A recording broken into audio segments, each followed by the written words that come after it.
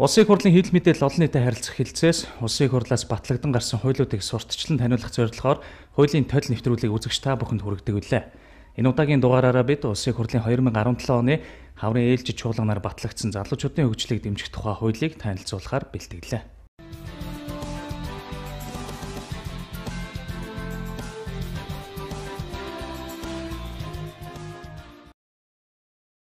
Монгол улсын хүн ам 2015 оны жилийн эцсийн байдлаар 3,57,800 болж өссөн бөгөөд нийт хүн амын 35.5%-ийг 15-аас 34 насны залуус эзэлж байгаа нь дэлхийн бусад улсын хүн амын насны бүтцтэй харьцуулахад харьцангуй залуу бүтцтэй улс гэж тооцогдож байна. Монгол улсад төрөөс залуучуудыг дэмжих, хөгжүүлэх чиглэлээр 1998-аас 2005 онд залуучуудын үндэсний хөтөлбөр, 2006-аас 2015 онд өсвөр үе залуучуудын хөгжлийг дэмжих үндэсний хөтөлбөрийг баталж тус хэрэгжүүлсэн. Нийгмийн хөгжилд оролцох залуучуудын оролцоо, эрх үүргийг тодорхойлох, төрөөс залуучуудад үзүүлэх дэмжлэг, залуучуудын хөгжлийг дэмжих төрийн байгууллагын үйл ажиллагааны эрх зүйн үндсийг бүрдүүлэх асуудлыг хуулиар зохицуулах шаардлагатай тулгарсан байна. За дээрх хэрэгцээ шаардлагыг үндэслэн залуучуудад чиглэсэн эрх зүйн орчин бий болгох, залуучуудын нийгмийн амьдралд идэвхтэй оролцож, улс орныхон хөгжилд хувь нэмрээ оруулах боломжийг нэмэгдүүлэх зорилгоор улсын хурал анхудаа залуучуудын хөгжлийг дэмжих тухай хуулийн төслийг боловсруулж 2016 оны 12 дугаар сарын 28-ны өдөр улсын хурлын гишүүн, засгийн газрын гишүүн, хөдөлмөр нийгмийн хамгааллын сайд номтой баяр улсын хурлын даргын холдод өргөн мэдүүлсэн. 7 бүлэг 24 зүйлтэй уг хуулийн төсөл улсын хурлын хаврын ээлжид чуулганы 2017 оны 5 дугаар сарын 18-ны өдрийн нэгдсэн хуралдаанаар гишүүдийн 76.1% саналаар батлагдсан юм. За хуулийг 2018 оны 1-р сарын 1-ний өдрөөс эхлэн дагаж мөрдөнө.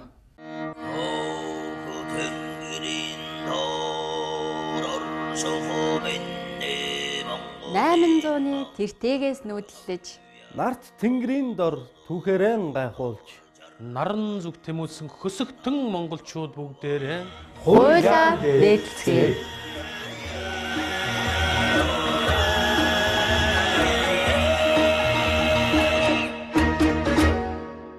Сүүлийн жилүүдэд дэлхийн нийтээр нийгмийн амьдралд оролцох залуучуудын оролцоог нэмэгдүүлж, нийгмийн хөгжилд хувь нэмрээ оруулах идэвхтэй иргэн болгон төлөвшүүлэх талаар онцгой анхаарч байна. Манай улсын хувьд хүн ам зүйн цонх үе нээгдсэн өнөө үед улс төр, нийгэм, эдийн засгийн шийдвэр гаргах үйл явцад ирээдүйн хөгжлийг тодорхойлогч залуучуудын дуу хоолой, оролцоог хангах үүднээс залуучуудын хөгжлийг дэмжих тухай хуулийг боловсруулж батлууллаа гэж ажлын хэсгийн гишүүд онцолж байгаа юм а. Манай улсын хувьд бол яг одоо 5 хүн тутмын нэг нь бол 24 нас нэг одоо залуучууд байна. Дээрээс нь одоо 35.5% нь бол 15-аас 34 насныхаа одоо хүн амын бүтцүүд эзэлж байгаа. Тэгэхээр яг энэ бүлэг хэсгийг анхаарахгүй бол бид нар одоо магадгүй 10 жилийн дараа гэхэд насны бүтцийн хувьд бол нэлээд хөгшрөлтийн одоо бас зохилох орон болох магадaltaй байна. Тэгэхээр яг одоо анхаарах шаардлагатай бүлэг хэсгээ авч үзээд яг энэ бүлэг хэсгийн тодорхой төрлийн харилцааг нь зохицуулахаар бас энэ хуулийг бол анх санаачилсан. Тэгээ судалгаанаас харж байхад өнөөдөр манай залуучуудын дийлэнх нь юу хүсэж байна гэдээ үзэхэд судалгаан дээр бараг 44-45% нь орон сууц үнэхээр хэцүү нийгмийн баталгаа чухал байна. Залуу гэр бүл залуучуудад гэж хэлжсэн бол одоо 27.3% нь хөдөлмөр эрхлэлт, 18% нь чанаргүй боловсролын асуудал бидний өмнө тулгарч байгаа хамгийн эмзэг асуудал байна гэж судалгаан дээр харагдчихсан. Тэгээ бид нар бас энэ боловсрол хуулийг хэлэлцүүлгийн явцад яг энэ асуудал дээр бас их тулгуурлаж хандсан байна. Ер нь залуу хүний хөгжил гэж юу хэлэх юм? Тэрний хөгжлийг нь яаж дэмжих юм? За энэ залуу хүн хөгжснөөрөө нийгэмдээ явуулсараа ямар оролцоотой байх юм бэ гэдгийг энэ эрх үүргийг тодорхойлох чиглэлээр гол одоо зорилгоор энэ хуулийг санаачил хүмүүс одоо санаачил баталсан юм байна маа. Залуучуудын төрөөс төр өөрөө залуучуудын хөгжүүлэх үүрэгтэй учраас өөрийнхөө үүргийг яг ямар чиглэлээр илүү яах вэ гэд илүү хүний эрхэд суурьсан юм хандлагаар бас гарсан шинэ дэвшилтэд арга барилтай гэдэг нь да тий хууль асан гэж бид нар үзэж байгаа. Төрөөс залуучуудын хөгжлийг дэмжих үйл ажиллагааг дараах үндсэн 5 чиглэлээр зохион байгуулах юм байна. Мөн энэ хуулийн хамгийн дэвшилттэй тал нь залуучуудын амьдралдаа баримтлах зарчим, ёс суртахууны хэм хэмжээг хуулинд нарийн тусгасан явдал юм а. Залуучуудын хөгжил гэдэг маань өөрөө юу вэ гэдгийг бас хууль тодорхойлж өгснөөрөө бас онцлогтой. Тэгэхээр яг залуучуудын хөгжил гэж бид нар юуг үзэж байгаа юм бэ гэхээр тэр одоо 15-аас 34 насны залуучуудыг бол одоо насны хүмүүсийг бид нар залуучууд гэж үзнэ гэж хуулинд бол заасан байгаа. Тэгэхээр 15-аас 34 насны залуу хүмүүст маш олон шилжилтийн үе тохиолдог. Энэ үедээ өөрийг одоо бэрхшээлийг даван туулж гараад яг саяны энэ 5 чиглэл буюу хувь хүний хувьд бие бэлдрийн сэтгэл санаа, оюун санаа, одоо нийгмийн хувьд, эрүүл мэндийн хувьд залуу хүмүүс маань өөрийгөө одоо энэ авж явах амьдралаа цааш нь авж явах тийм чадвартай болсон байх тий тэр чадвартай болох том үйл явцыг тэр процессыг бид нар залуучуудын хөгжил гэж үзэж байгаа байхгүй юу. Тэгэхээр тэр утгаараа энэ том өргөн хүрээнд залуучуудыг бол хөгжлийг дэмжих ёстой юмаа гэдэг утгаараа энэ үндсэн 5 чиглэлийг авч залуучуудын хөгжлийг одоо дэмжнэ гэж авч үзсэн байгаа. Залуучуудын эрхэмлэх зүйл. Залуучууд нийгмийн хөгжил бүтээн байгуулалтад оролцохдоо дараах зүйлсийг эрхэмлэнэ. Их оронч үзлийг эрхэмлэж, ёс заншил, өв уламжлалаа дээдлэх, эрүүл чадварлаг бүтээлч, ёс зүйтэй боловсралтай, соёлтой иргэн болж төлөвшөх, өөрийгөө хөгжүүлэх, нийтэд тусдаа сайн дурын ажилд манлайлан оролцох, гамшигаас хамгаалах үйл ажиллагаанд оролцох, амьдрах ухааны болон санхүүгийн мэдлэг чадвар эзэмшиж, сахилах баттай байх, хэвлэл мэдээллийн болон цахим орчинд бусдыг гутаанд доромжлохгүй байх. Яхаа аргагүй нийгмийн хөгжил нөгөө нэг нийгмээс нөгөө нийгэм рүү шилжих энэ шилжилтийн үед залуучуудынхаа хөгжил боловсрол энийг манайх орхигдуулснаас болоод тэр залуучуудын дунд яс суртахууны асуудал гэдэг хүмүүсийн яриад байдаг тэр шүүмжилдэг энэ юмнууд бол гарч ирсэн. Тэгэхээр яхаа аргагүй энийг бол залуучууд эрхэмлэх зүйл гэж оруулж өгснөөр бас айгүй давуу талтай анх эхлээд хуулийн төсөлтөөр бол энэ чинь эрх үүрэг гэж орж ирсэн. Гэхдээ залуучууд бол энэ эрх үүрэг гэхээсээ илүү бид нар эрхэмлэх ёстой тий.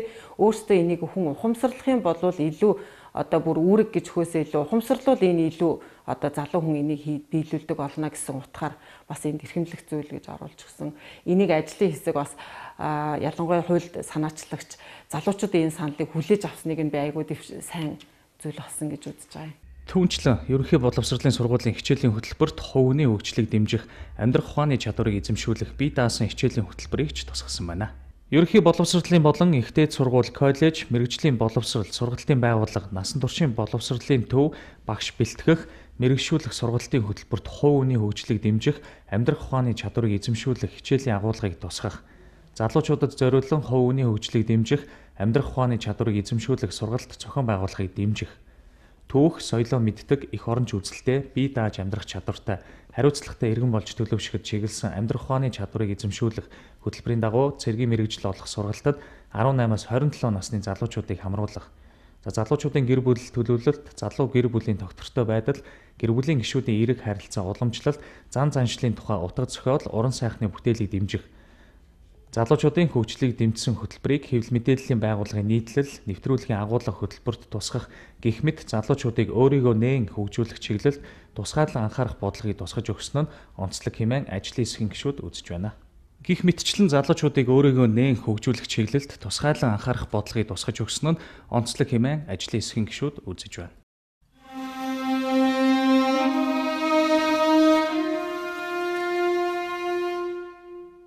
Монгол улсын иргэн бий, иргэн таач бас Монгол төрөө хүндэт гэж хуулиад эдэлж амьдарцгаая.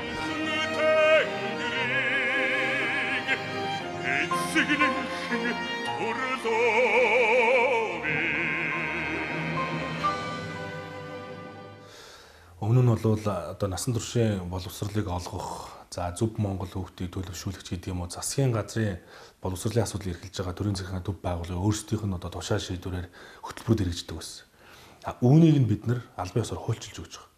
Хувь хүний хөгжлийг дэмжих, амьдрах ухааны чадвар сургах энэ хөтөлбөрийг энэ боловсролын асуудал эрхсэн төрийн захиргааны төв байгууллага өөрсдөө хөтөлбөрөөр боловсруулад, батлаад ингээд бүх одоо дунд сургуулиудад энэ хичээлийг орох хэрэгтэй. Нэгсэндээ ер нь бол мэдлэг чадвар, хандлага гэдэг гурван одоо цогцсыг одоо үнэлэх энэ одоо үнэлэмж бол бас энэ дунд боловсролын түвшинд, бага боловсролын түвшинд, дээд боловсролын түвшинд ч гэсэн тутмаг байгаа. Тэгэхээр энэ гурван чадварыг одоо оюутан суралцагчд олгох нь их чухал юм байна. Нэгсэндээ хүмүүжил төлөвшлийг нийгэмд одоо хүн бие хүн болон яаж төлөвшөх үү гэдэг чиглэл рүү буюу яг амьдрал дээр гараад одоо нийгмийн харилцаанд оролцдог, ажил төрөл олоод хийчдэг, хүнтэй зөв харилцаж гэдэг юм уу амьдрах ухааны чадвар сурах асуудал бол академик сургалтаас илүү өндөр түвшинд тавигдаад байна.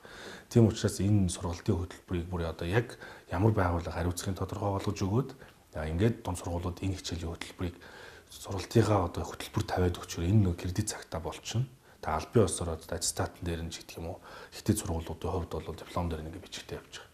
Одоо сайн муу хүн гэхээсээ илүү тий хариуцлагатай, нийгмийн амьдралд оролцдог, оролцоотой, тий идэвхтэй өөрийн болоод бусдын өмнө гэр бүлийнхээ өмнө цаашид эн чинь тий тэрийг авч явах тийм чадвартай болж чадах, тэрийг давж туулах тэр чадварыг л амьдрах ухааны чадвар гэж хэлээд байгаа гэсэн. Тэнд одоо тэр хувь хүний хөгжил тий асуудлыг шийдвэрлэж чаддаг, тий аливаа асуудлын өмнө зөв гарцыг олж чаддаг.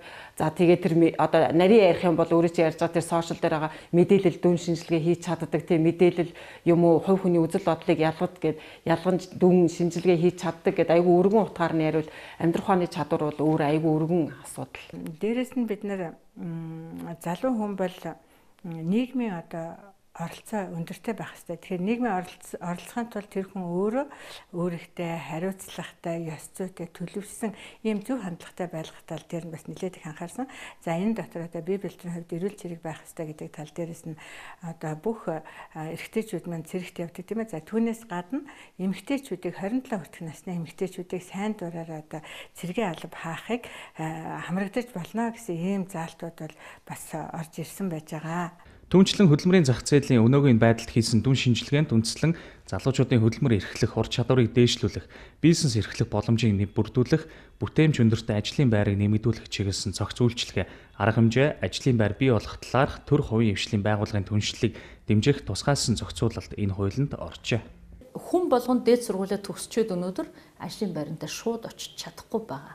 Тийм учраас хуулийн гол зорилт маань юу вэ гэхээр суралцчих явцдаа магадгүй нэг аж ахуй нэгжлэр мэргэжлэрээ дадлаг хийсэн бол эргээд төгсгөлт нь тэр аж ахуй нэгж байгууллага тухайн оюутныг гэрээлж авч ажилтнаараа шууд үргэлжлүүлээд ажилуулах ийм бололцоог ер нь өндөр хөгжилтэй улс орнуудад бол энэ маш сайн туршигдсан туршлага байдаг. Тийм учраас өнөөдөр дээд сургуультай арай гэж 4 жил төлбөрөө төлж сурчаад диплом аваад гарангуутаа ажлын байргүйгээд гудамжинд ажилгүй явна гэдэг бол залуу хүнд бол маш том хохирол бас маш том сэтгэл санааны готрол авчирдаг. Тийм учраас өнөөдөр оюутан байхаас эхлүүлээд ажлын байртайгаа уялдаад явах, тэгээд сонирхож байгаа ажлын байрандаа дадлага хийгээд түүн дээрээ эргээд сургуулаа төгсөнгүүтээ очих ийм эхлэлийг энэ хууль батлагдсанараа нийгэмд бий болгоно. За тэгэхээр нийгэмд маань юу байдаг вэ гэхээр өнөөдөр Монгол улсын улс төрийн хүрээнд хөдөлмөр эрхлэлтийг дэмжих бодлогыг нийгмийн хамгаалалт хөдөлмөрийн яам маань аваа явж байгаа. Нөгөө талаас ажил олгогч эзэдийн холбоо, үйлдвэрчний эвлэнгээд хөдөлмөрийн 3 талт гэрээний байгууллагыг энэ асуудал дээр бид нар нэлээд бас түлхүү хамтарч ажиллах ийм санаачлагыг бас хийх юм зүйтэй гэж ингэж үзэж байгаа. Ялангуяа нөгөө стартап гэдэг гарааны бизнес залуучууд маань өөрсдөө ажлын байртай болох санал санаачлагыг дэмжих гэсэн энэ талын заалт аягүй сайн орж өгсөн. Өөрөөр хэлбэл энэ залуучдын юм дээр мөн хөдөлмөр эрхлэлтийн биржийг дэмжих залуучууд өөрсдөө юутай болохоос гадна төр өөрөө залуучуудын хөдөлмөр эрхлэлтийг дэмжих хөдөлмөр эрхлэлтийн биржүүд байгуулах тэрэн дээр болохоор бусад хувийн байгууллагуудтай хамтарч залуучуудынхаа энэ хөдөлмөр эрхлэлтийг нэмэгдүүлэх гэдэг тал дээр ажиллах гэсэн юм айгүй амьдралд айгүй ойрхон хэрэгжиж болох үз. Тэгээд үр дүн гарахаар тийм заалтууд бас орж өгсөн байна.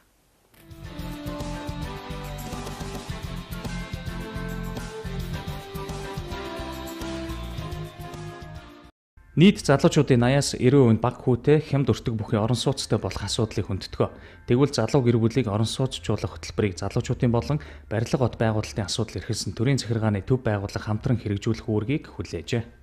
Орлоготой нийцсэн уян хатуун төлбөрийн нөхцлөөр орон сууц худалдаж авах, түрээслэх, зорилттой бүлгийн залуучууд залуу гэр бүлийг орон сууцжуулах хөтөлбөрийг залуучуудын болон барилга бот байгуулалтын асуудал эрхэлсэн төрийн захиргааны төв байгууллага хамтран хэрэгжүүлнэ. Дөнгөж сургуулийн байрнаас гарсан дөнгөж гэр бий болсон залуучуудын хувьд бол өөрийн орон сууцтай болоход төр дэмжлэг үзүүлнэ гэдэг бол айгүй том ойлголт. Тэр тусмаа бодлогоороо дэмжих гэх тэгээ яг энэ орон сууцны асуудлыг хариуцдаг төрийн байгууллага болох барилга хот байгуулалтын яам энэ байгууллагуудыг өөрсдөө энд албажуулаад үүргэжүүлээд энийг хамтарч хэрэгжүүлэх энэ тал дээр тусдаа өөрсдөө хөтөлбөр боловсруулад ажиллаа гэдэг ийм үүргэжүүлсэн айгүй том бас чухал заалт бас энэ хуулийн дээр орсон байна. Энэ бол засгийн газрын үүрэг. Тэгэхээр бид бол ажлын хэсэг байгуулагдаад их хурл дээр ажилласан. Бид юу гэхтэй бол энэ хуулийн хэрэгжилтэнд хяналт тавих хэрэгтэй. Тэгээ энийг хэрэгжүүлэхийн төлөө бид ажиллана. Тийм учраас бид нар бас түрээсээ орон сууцаар залуучуудыг эхлээ хангаж өгөх, тэнд амьдарч байгаад бололцоотой болоод өөрийнхөө орон сууцыг худалдаж авах тэр бололцоог нь бас бий болгоё. Одоо би ямар нэгэн орон сууцны урьдчилгаагаа төлөөд өөрийн гэсэн байртай болох боломжтой болоо гэсэн үедээ түрээсийнхээ орон сууцыг өгөөд дараагийн ипотекийн зээлд хамрагдах ийм бас үе шаттай бодлого хэрэгжүүлэх бүрэн боломжтой.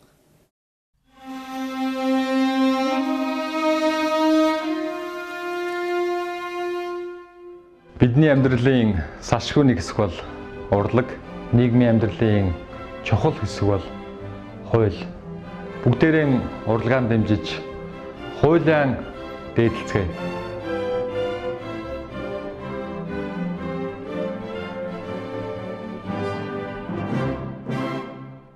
Залуусын хувьд эрүүл мэндийн чанартай үйлчлэгээ хүртэх нь юунаас чухал хэмээн дуу нэгтээ илтгэв. Тэгвэл залуучуудыг хорт зуршил, өвчлөлөөс урьдчилан сэргийлэх, эрүүл дадал, хэвшилтэд иргэн болж төлөвшүүлэхэд дараах байдлаар дэмжих юм байна. Ихтэйд сургууль, коллеж, мэрэгжлийн боловсролын байгууллагын суралцагчийг харьяал харгалзахгүй эрүүл мэндийн тусламж үйлчилгээнд хамруулах ажлыг эрүүл мэнд, боловсрол, нийгмийн хамгааллын асуудал эрхэлсэн төрийн захиргааны төв байгууллага хамтран зохион байгуулах. Ихтэйд сургууль, коллеж, мэрэгжлийн боловсрол, сургалтын байгууллага нь оюутан суралцагчийг эрүүл мэндийн даатгалд хамруулах. Өсвөр үе залуучуудад ээлтэй эрүүл мэндийн тусламж үйлчилгээг үзүүлэх, захим эрүүл мэндийн үйлчилгээг нэвтрүүлэх, залуучуудад гэр бүл төлөвлөлт, бэлгийн болон нөхөн өрчхүйн эрүүл мэндийн мэдлэг, зан үйлийг төлөвшүүлэхэд чиглэсэн сургалт, нөлөөллийн үйл ажиллагааг боловсрол, эрүүл мэнд болон залуучуудын асуудал эрхэлсэн төрийн захиргааны төв байгууллага хамтран зохион байгуулах. Эрүүл мэндийн үзлэгт хамрагдаг байх, өөрийнхөө эрүүл мэндэд анхаардаг байх. Тэр хуучин бол тэгэл ер нь 10 жилийн сургуулиас нөхцөлөөл байнга ариун цэврийг үзлэг мэдлэгт оруулаад яваад идэг зүйлүүд бол одоо ингээд бас нэлээд орхигдсон байгаа учраас энэ залуучуудын хөгжлийг дэмжих тухай хуулийн яг эрүүл мэндтэй холбоотой тэр хэсэг дээр нь энийг бол тодорхой бас тусгаж өгсөн байгаа. Ялангуяа эрүүл мэндийн даатгалд өөрсдөө сайн дураараа хамрагдаг, тэрийг үүрэг гэж үздэг байх. Энэ нь өөр айгүй олон асуудал да. Мөн ялангуяа нөгөө залуучууд маань өөр айгүй шилжилт хөдөлгөөний ихтэй байдаг залуучууд. Тэгээд өөр газар шилжин суурж байгаа оюутан болж одоо оюутан сургууль сурж байгаа оюутнуудын хувьд бол нөгөө эрүүл мэндийн даатгалаараа шилжин суурж байгаа төр оршин сууж байгаа газараа очиод эрүүл мэндийн одоо үйлчилгээ авахд бол айгүй асуудалтай байдаг байсан. Яг заавал өөрийнхөө нөгөө юутай бүртгэлтэй харьяаллын газар гэдэг байсан. Тэгэхээр энэ дээр бол харьяал харгалзахгүйгээр оюутан залуучууд шилжин сурж байгаа залуучууд эрүүл мэндийн үйлчилгээнд хамрагдана гэдэг заалт бол бас айгүй залуучуудын одоо сэтгэлд одоо их таалагдж байгаа хүрсэн байхаа гэж би бодож байна. Энэ нөхөн үржихийн асуудал, нөхөн үржихийн эрүүл мэндийн одоо боловсролыг эзэмших энэ талын мэдлэг дадлах чадварыг бий болох тал дээр байгаа энэ заалт бол бас энд орж өгсөн. Улс орны баялаг бол залуучууд гэж дэлхийн улс орнууд тунхаглаж, тэднийг хөгжүүлэх бизнес эрхлэлтэнд тодорхой санхүүгийн тусалцаа үзүүлдэг нийтлэг жишээ хэдийнэ тогтсон. Тэгвэл манай улс ч энэ жишгийг дагаж залуучуудын хөгжлийг дэмжих санг байгуулахар болжээ. Энэ залуучуудын хөгжлийг дэмжих сан ч юм уу, ямар нэгэн төсөв мөнгөтэй байгуулагдахгүйгээр энэ залуучдын асуудал шийдэгдэхгүй. Тийм учраас залуучуудын хөгжлийг дэмжих санг байгуулъя. За энийг бүлэг болгож авч үзье гэдэг. Одоо бол 18 оны 1 сарын 1-ээс хэрэгжих хууль. Тэгэхээр 18 оны төсөв дээр энэ одоо сангийн мөнгө төгрөг төвлөрөөд эхлэх ёстой. Бид нар энэ засгийн газрын тусгай сангийн хуульд нэмэлт өөрчлөлт оруулах тухай хуулийн төслийг одоо бас хөдөлмөр нийгэм хамгааллын яам буюу засгийн газар өөрсдөө өргөн барих бах 18 оны өмнө. Тэгээ энэ тусгай сангийн хуульд бол бидний энд оруулсан зохицуулт нь юу вэ гэхээр онцгой албан татрын 1.5% гэхээр 1 тэрбум орчим төгрөг л энэ санд бүр хоримтлагдана. Энэ тэрбум төгрөгийг бид ерөөсөө юу руу зарах ёстой юм бэ гэхээр залуучдын хөгжлийг дэмжих төвүүд гэдэг орон нутгуудад байгуулагдах энэ төвүүд дээр сангийн мөнгөийг хуваарлаад тэгээд эндээсээ бол нөгөө гарааны бизнесүүд одоо хүсэлтэд илэрхийлэх юм бол нөгөө тоног төхөөрөмжөөр хангадаг эсвэл одоо баг хүүтэд зээл олгодог ч гэдэг юм уу ийм хэлбэрүүдээр бас энэ бизнес эрхлэгч нарыгаа дэмжих.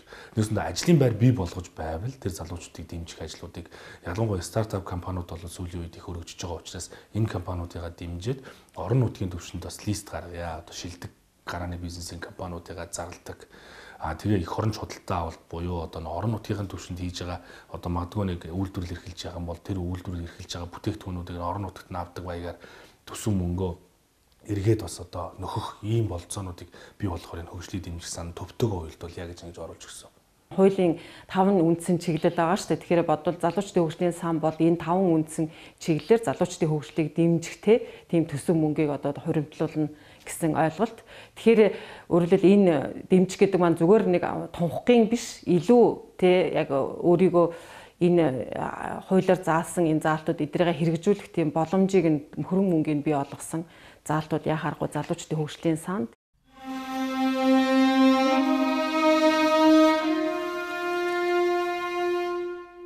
Венин Коммунитед нэгдсэн орны уран бүтээлч иргэний хувьд Монгол үндэсний язгуур урлагийг дэлхийн урлагтай хослуулан уран бүтээлээ туурхтаа зохиогчийн эрх болон түүнд хамаарах эрхийн тухай хуулийн хэрэгжилтэнд анхааран ажилладаг. Иргэнээ хүндэлж хуулиа дээдэлцгээе.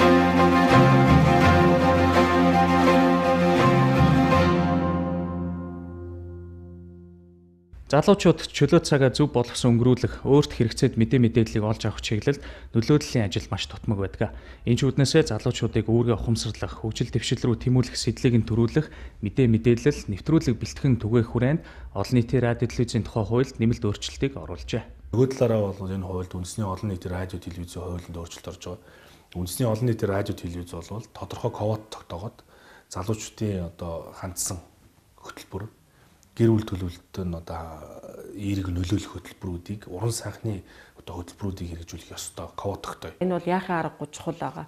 Өөрөлд олон нийт залуучууд өөрсдөө улс орны хүн амын 3.1-ээс илүү байгаа энэ залуучууд бол яах аргагүй тэдэрт зориулсан нэвтрүүлгүүд хэрэгтэй тий тодорхой нэвтрүүлгүүд түрүүний түрүүний ярьдаг бидний ярьдаг ёс суртахууны хувьд тий залуучуудын хөгжлийг дэмжсэн тэр талын мэдээллүүд айгүй чухал байгаа залуучуудад түүнээс гадна нийгэмд хувь нэмрээ оруулж байгаа маш олон сайн дурын ажил хийж байгаа амьдралаа айгүй мундаг авч явж байгаа сайн бизнес хийж байгаа тий бусдтай үлгэр дуурайл болохоор тийм залуучууд маш их байдаг. Тэгэхээр тэдгээр залуучуудын талаарх мэдээллийг бас олон нийтэд болоод бусад залуучуудад нь түгээх тэдний үлгэр дуурайл болох асуудал бол яахын аргагүй айгүй чухал байгаа.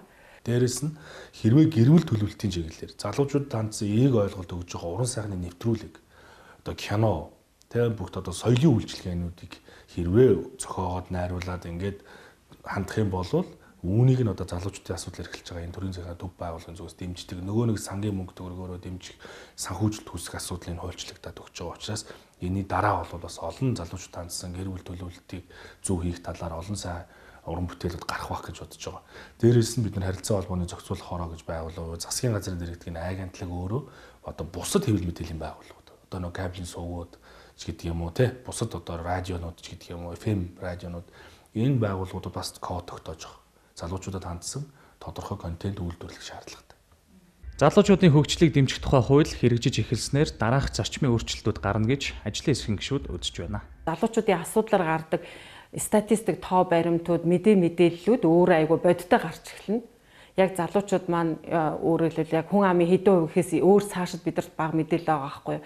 Тэгэхээр яг залуучуудын асуудлыг бас яаж авч үзэх вэ гэдэг дээр мэдээж энэ айгүй зөв тоо баримтууд айгүй том дараагийн ажил хийх том суурь болдог. Тэгэхээр нэгдүгürt энэ өөрөө бас айгүй чухал байгаа. Хоёрдугаарт нь бол энд залуучуудын оролцоог ялангуяа шийдвэр гаргах түвшинд залуучуудын оролцоог дэмжинэ. Залуучууд өөрсдийнх нь асуудлаар гарч байгаа альва шийдвэрт залуучууд яг өөрсдөө хэрэгжүүлэх төлөвлөх энэ хэсэгт нь шийдвэр гаргахад нь оролцсон гэдгийг энэ бас хуулиар айгүй баталж өгсөн. Тийм болохоор залуучуудын маань оролцоо хуучин байдаг шиг нэр төдий байхаасаа илүү эдгээр маань өөрсдөө бид нар яг энэ асуудалд оролцох ёстой гэдгийг бол хуульчилж өгснөөрөө энэ тал дээр бол бас айгүй давуу тал бас. Органик хууль ингээ амьдрал дээр биелэлээ олох боломжтой хууль. Зүгээр ингээ нэг цагаан дээр хараад бичигдсэн олон хуулиуд байна. Гэхдээ энэ бол яг амьдралын харилцааг зохицуулж байгаа гэдэг утгаараа маш бодиттой хууль. Ялангуяа манай насны бүтцийн хувьд өнөөдөр энэ хуулийг батлан гаргаж байгаа нь ирээдүйд залуучуудын идэх оролцоог нэмэгдүүлэх цаашдаа бас хүн амын өсөлттэй ч гэсэн шууд холбоотой ийм хуулиа гэж ойлгож байна. Хууль маань өөрөө бусад хуулиудтай бас тодорхой уялдаатай байж байгаа. Тухайлах юм бол хуулиуд түүнээс гадна манайд хэрэгжиж байгаа үндэсний хөтөлбөртэй уялдаатай байна.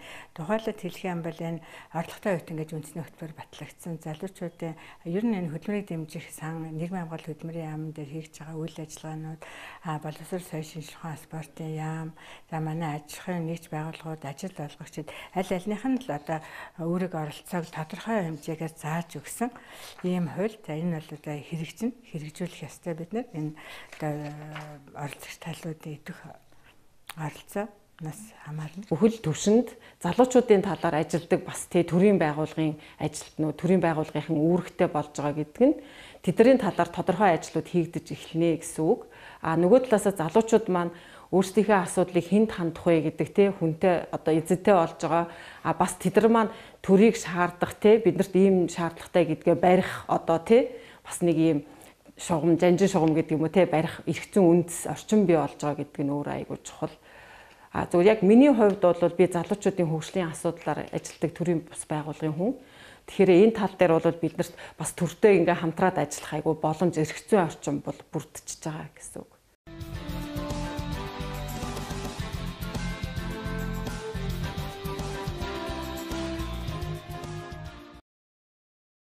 Улсын хурлын тамгын газрын хэвлэл мэдээлэл олон нийтэд харилцах хэлцээс бэлтгэн өргөдөг хуулийн толь нэвтрүүлгийн энэ удаагийн дугаараар залуучуудын хөгжлийг дэмжих тухай хуулийн талаар дэлгэрэнгүй мэдээллийг хүргэлээ. Бидний бэлтгэсэн нэвтрүүлэг үүгээр өндөрлөж байна. Анхаарлаа хандуулан үзсэн үзэгч танд баярлалаа.